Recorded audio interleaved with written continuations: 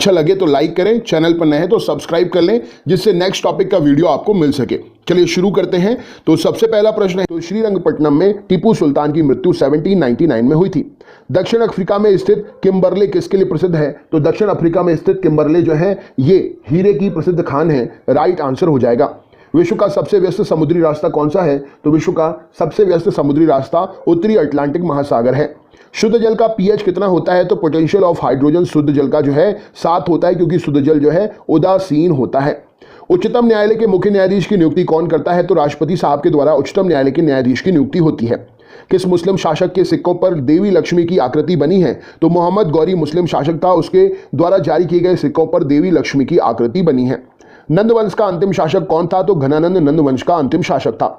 Dynamo क्या परिवर्तित करता है? तो डायनेमो यांत्रिक ऊर्जा को विद्युत ऊर्जा में परिवर्तित करता है।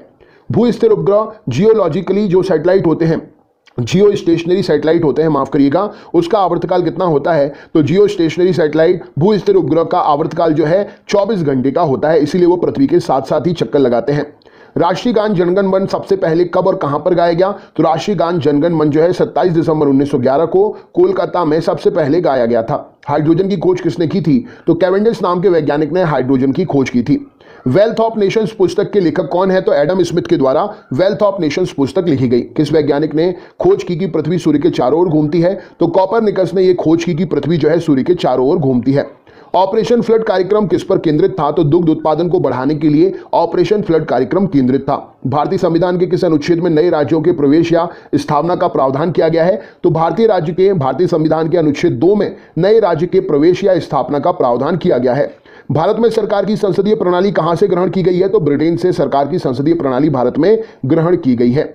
वर्ष 1829 में सती प्रथा का उन्मूलन किसके द्वारा किया गया? तो लॉर्ड विलियम बेंटिक के द्वारा 1829 में 1829 में सती प्रथा का उन्मूलन किया गया।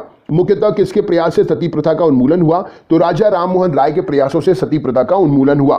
हीरा और ग्रेफाइट किसके अपर रूप हैं? तो हीरा और ग्रेफाइट कार्बन के अपर रूप हैं। रसायनों का राजा किसे कहा जाता है? तो सल्फ्यूरिक अम्ल H2SO4 को रसायनों का राजा कहते हैं। हाइड्रोमीटर से क्या मापते हैं? तो हाइड्रोमीटर से द्रवों का आपेक्षिक घनत्व मापते हैं।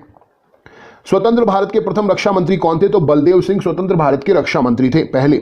संविधान सभा ने जनगण मन को भारत के राष्ट्रगान के रूप में कब अपनाया? तो 24 जनवरी 1950 को संविधान सभा ने जनगण मन को भारत के राष्ट्रगान के रूप में अपनाया। भारतीय दलहन अनुसंधान संस्थान कहां पर है? तो भारतीय दलहन अनुसंधान संस्थान कानपुर में है। दूसरी पंचवर्षीय योजना ने किसको प्राथमिकता दी? तो पहली में कृषि और दूसरी में भारी उद्योगों को प्राथमिकता दी गई। भारतीय खिलाड़ी गगन नारंग किस खेल से संबंधित हैं? तो एयर राइफल शूटिंग से संबंधित हैं। खो खो खेल में एक टीम में कितने खिलाड़ी होते हैं? तो खो खो खेल में एक टीम में 9 खिलाड़ी होते हैं। काली मौत ब्लैक डेथ किसे कहते हैं? तो काली मौत ब्लैक डेथ प्लेग को कहा जाता है। भारत का आइंस्टाइन किसे कहा जाता है? तो नागार्जुन को भारत का आइंस्टाइन कहते हैं। ब्रिटिश सरकार का वह गवर्नर जनरल कौन था जिसने भारत में डाक टिकट शुरू किए थे? तो लॉर्ड डलहौजी के कार्यकाल में ब्रिटिश सरकार का गवर्नर जनरल था जिसने भारत में डाक टिकट शुरू किए थे। किस सिख गुरु ने फारसी में जफरनामा लिखा था? तो गुरु गोविंद सिंह जी। इस प्रश्न के लिए सही उत्तर हो जाएगा फारसी में इन्होंने जफरनामा लिखा था। प्लासी का युद्ध 1757 में किसके बीच लड़ा गया था? तो अंग्रेजों के सेनापति रॉबर्ट क्लाइव और बंगाल के नवाब सिराजुद्दौला के बीच में लड़ा गया था। अगला क्वेश्चन देखते हैं।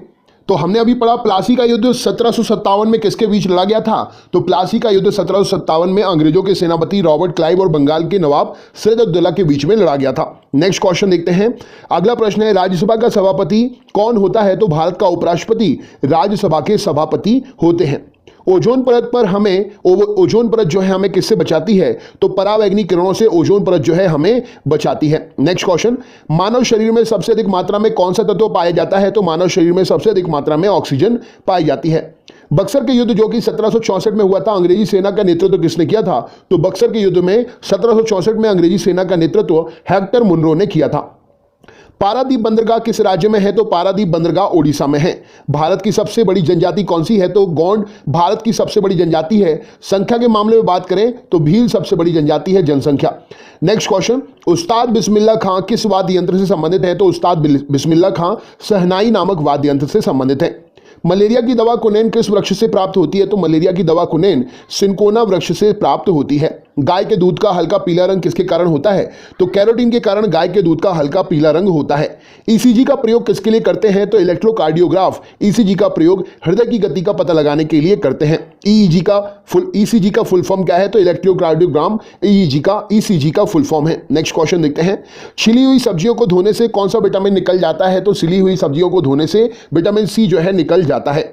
गाय के दूध का सफेद रंग किसकी उपस्थिति के कारण होता है? तो गाय के दूध का सफेद रंग कैल्शियम की उपस्थिति के कारण होता है। संयुक्त राज्य अमेरिका का राष्ट्रीय खेल कौन सा है? तो बेसबॉल संयुक्त राज्य अमेरिका का राष्ट्रीय खेल है। डॉक्टर भीमराव अंबेडकर ने संविधान का हृदय एवं आत्मा किसे कहा? तो संवैधानिक उपचारों के अधिकार को डॉक्टर भीमराव अंबेडकर ने संविधान का हृदय और आत्मा कहा, संवैधानिक उपचारों के अधिकारों को। नेक्स्ट क्वेश्चन, सबसे प्राचीन वेद कौन सा है? तो ऋग्वेद सबसे प्राचीन वेद है। विश्व का सबसे बड़ा डेल्टा कौन सा है? तो विश्व का सबसे बड़ा डेल्टा गंगा ब्रह्मपुत्र का डेल्टा है, जो कि सुंदरवन डेल्टा के नाम से भी जाना जाता है। वायु में ध्वनि की चाल कितनी होती है? तो वायु में ध्वनि की चाल 332 मीटर प्रति सेकंड होती है। दक्षिण भारत की सबसे ऊंची चोटी कौन सी है? तो अन्नायमुदई की चोटी, जो कि ऊंचाई है उसकी 2696 मीटर, दक्षिण भारत की सबसे ऊंची चोटी है। महात्मा गांधी को सर्वप्रथम राष्ट्रपिता किसने कहा था?